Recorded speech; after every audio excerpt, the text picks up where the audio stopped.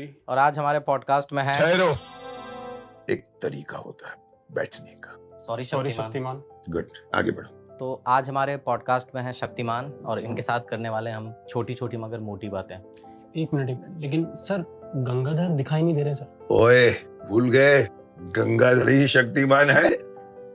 Sorry Shaktimaan. Shaktimaan.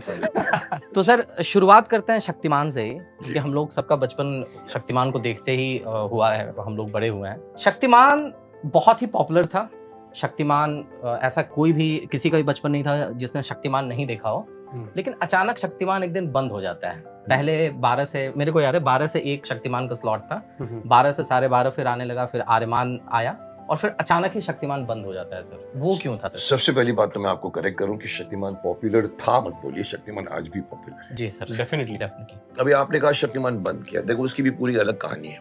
हम लोग Saturday और ट्यूसडे में कमा रहे थे, मेरी पूरी ऑफिस मैंने उसी पे खड़ी की है। देखिए क्या होता है, चैनल उस जमाने में स्लॉट देता, ठीक है, आपको स्लॉट की फी भरनी पड़ती। अच्छा, as a 3,80,000 is buying the slot of Saturday and Tuesday. वो उस जमाने की रेट होती थी, ये इतना। अगर अगर संडे में आना है तो उसकी रेट जो होगी 7 लाख या 7.80 जो भी कुछ है, तो हमको प्राइम टाइम की फीस देनी पड़ती, और वही फीस हम कमा लेते थे एड बेच के।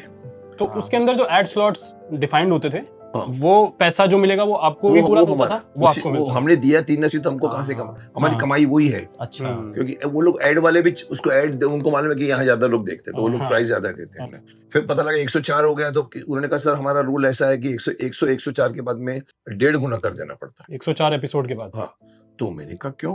बोला 7 लाख का 10.80 कर दिया उन्होंने। अरे यार, देखो हमने 5 साल चलाया, अगले साल 10.80 का वो लोग 16 करने वाले थे। मैंने कहा एक सेकंड रुक जाइए। मैंने डीजी को भी समझाया, मैंने कहा सर आप लोग सक्सेस को मार रहे हैं। सही बात। अमेरिका में तो सक्सेस को पेनलाइज नहीं करते, उनको बढ़ावा देते। फिर मैंने कुछ टाइम तक, उन्होंने नहीं समझे मेरी बात को, मैंने बंद कर दिया। तो आपने जो बंद देखा ना, वो बंद मेरा अंडर प्रोटेस्ट हुआ था, क्योंकि कमाई हमारी फिर इफेक्ट होने लगी थी। हम 16.80 देने के लायक में नहीं थे हम लोग। इट वाज अ टोटल, और मैंने बंद किया। एक जमाने में तो आपने देखा कि आर्यमान स्टार्ट कर दिया। हाँ जी। फिर मेरा लॉस शुरू हो गया आर्यमान में। मतलब आपके लॉसेस होने लगे होंगे, तभी ये आपको रोकना पड़ा। मैं तो इसको अभी 1000 एपिसोड और बना सकता, इतनी ताकत है हमारे। अभी भी आपके पास अभी भी 1000, अभी भी मुझे दे दो, मैं आपको 1000 episode, because it's a story going on. आज का विलन मोबाइल बन गया है, उसका विलन कपाला था, आज के विलन और है। हर विलन के ऊपर स्टोरी बन सकती है। क्योंकि सर मेरे अंदर का बच्चा जो है ये अक्सर सवाल पूछता है, और आप सामने तो आपसे पूछना चाहेगा कि किल्विश कब मरेगा। मैंने जवाब दिया था, मैंने कहा देखिए जब तक एक भी मनुष्य के अंदर पाप रहेगा तब तक किल्विश नहीं मरेगा। किल्विश तब मरेगा जब सारे लोगों के अंदर का पाप खत्म हो जाए, बिकॉज़ किल्विश उसके ऊपर जीता है। किल्विश क्या वापस आएगा?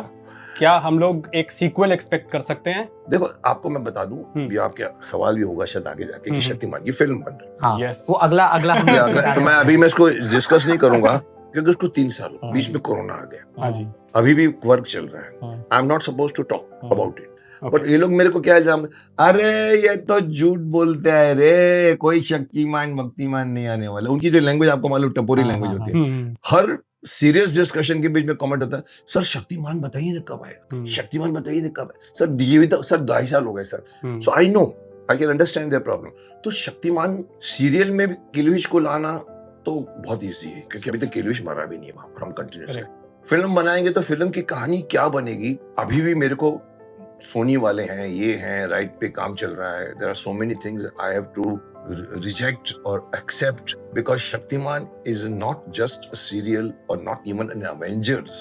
Shaktiman is our mythology, it's our myth. उसकी पूरी स्टोरी है।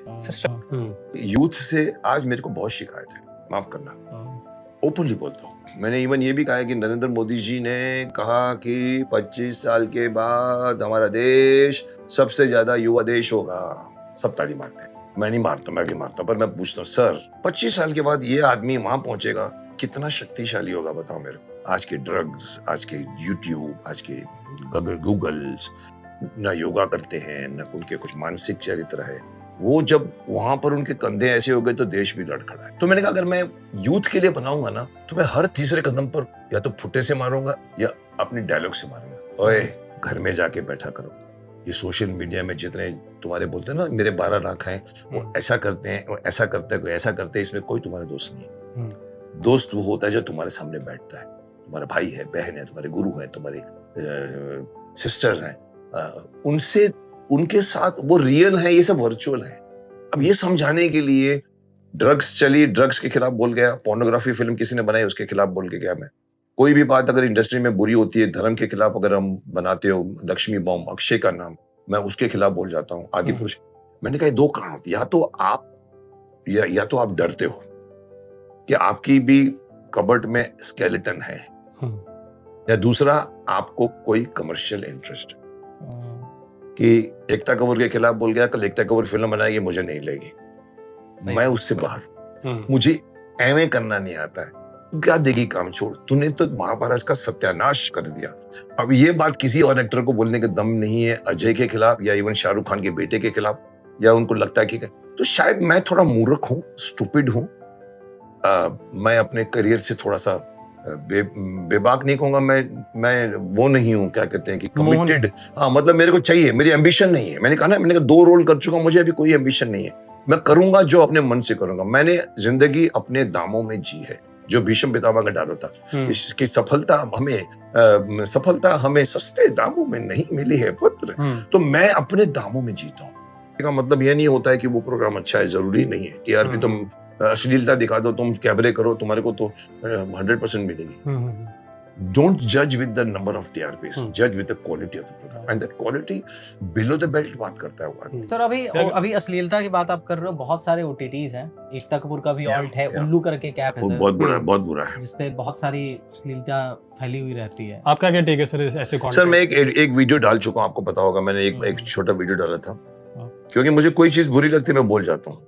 अभी मुझे आपके बीच में कोई बात दिखेगी तो मैं यहाँ पर जाके बैठ के अपना खुद रिकॉर्ड कर लेता हूँ, कभी कभी प्रसाद रिकॉर्ड करता है। उस वक्त मैंने कहा कि मेरा टाइटल था OTT बनाम अश्लील प्लेटफॉर्म, वो मैंने उदाहरण दिया था, एकता कपूर मिलिट्री वाले के एक ड्रेस को लेके एक मिलिट्री ऑफिसर के साथ में कुछ उनका एक सीन था जिसमें वो ड्रेस फाड़ दिया, हाउ द हेल, और मिलिट्री वाले खड़े हो गए थे उसके खिलाफ। एक ऑफिसर का मैंने वीडियो देखा था, क्या हिम्मत है उसकी ऐसे बात करने की।